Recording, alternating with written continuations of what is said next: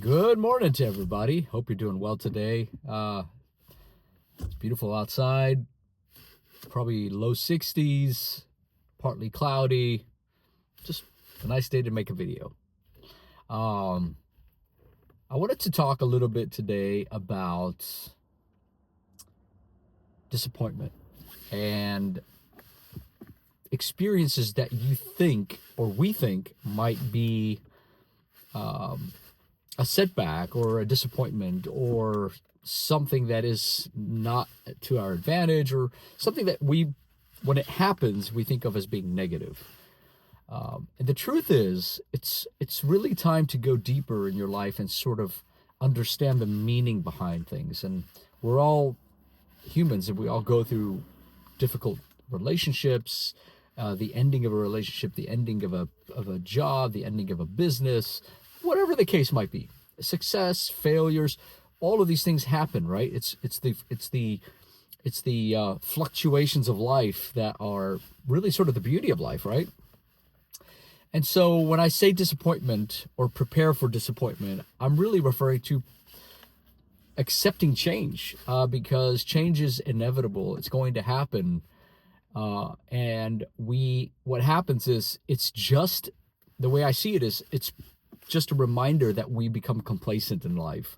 We get in a position, a job, let's say, and we stay in it for 5, 7, 10 years because it's so comfortable to do that, right? There's nothing nudging you other than perhaps an occasional pinch of, I get bored, or I'm a little bit tired of doing this.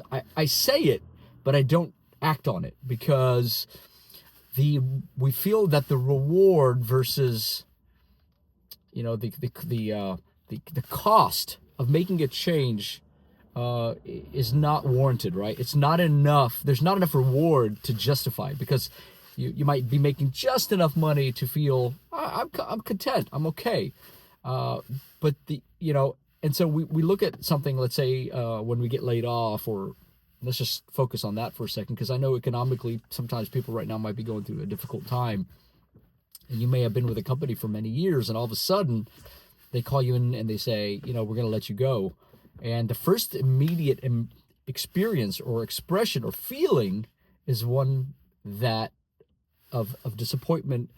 And it's really truly a reaction of the ego, right? The ego just got hit really hard and is scarred now. Like you got singled out. And you may have been, right? It could have been a lot of factors, but let's, speak more generally of, when layoffs happen. And so you feel this immediate ego shock because somebody just really hit you really hard, and you don't know how to express it. So the first reaction is complete and utter disappointment. And that's okay. Everybody's allowed to have their emotions and experience something.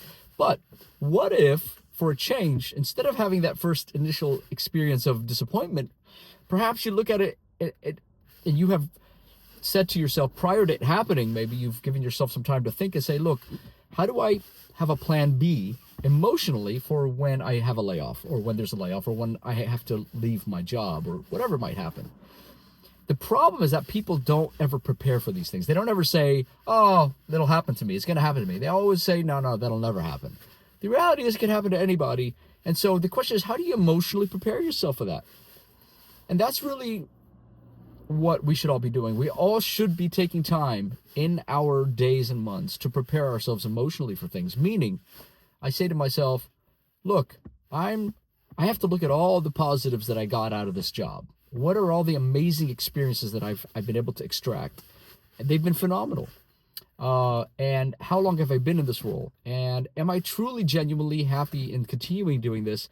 Or is it truly okay if I got pushed out because I'm not willing to make the change, because, to my point earlier, I'm so comfortable in what I'm doing that I don't feel the need. I'm happy. I like where I'm working. But are you really happy where you are? Or is this a really good time to say to yourself, I'm not ready to necessarily take the initiative, but if this happens, I'm prepared emotionally to accept that this is God's plan for me. This is a plan for me to take my life to a new level. And so what I want you to do today as an exercise is really sort of take some time and go pull some resources. There's really great content out there. Some great poets, some great writers have spoken about disappointment and about recognizing that you yourself are phenomenal. You're an incredible person. You're an incredible human being. You're extremely skilled. You're extremely talented. And when things happen to us, they're happening for us. And when we have that differentiation and we understand that, we no longer look at this from the prism or prison of the ego, right? Where we feel like we're trapped and how can you do this to me? No, we think much broader, like, yes, thank you, actually. You nudged me into my destiny. And so, again, just something to think about today when we're going through life. Ask yourself these questions. Am I truly happy? Is this ultimately where I see myself? Or do I have another leg or two in me that I can really start to make significant things in my life that are meaningful, that are impactful, that give me greater joy? So spend some time, really start to think about that. Exercise that muscle of appreciation, gratitude, recognizing that these things work for us, not against us. And I'd love to hear your comments. I'm sure a lot of you have experiences that you've been through where perhaps, you've been through something like that, and only to find that something much, much, much greater came on the other side of that. So have a great day. Hope this video helped. Please like and share. If you haven't yet, subscribe. I am a relatively new channel, but I love creating this type of content, and I'm planning to do a ton more. So let's build a community and talk about things that are meaningful and helpful to each other and to our lives. Have a good day.